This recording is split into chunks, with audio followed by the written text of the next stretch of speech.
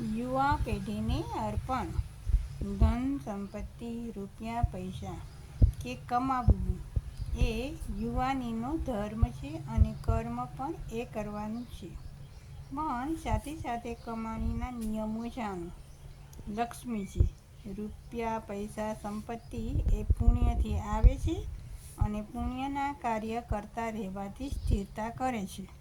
મતલબ ફક્ત રૂપિયા કમાવવા ઉપર જ એકાગ્રતા, ધ્યાન, ફોકસ કરવાને બદલે કમાણીને ખર્ચ કરવાના નિયમો પણ જાણો અને તેને કેવી રીતે વધારવી તે સમજો.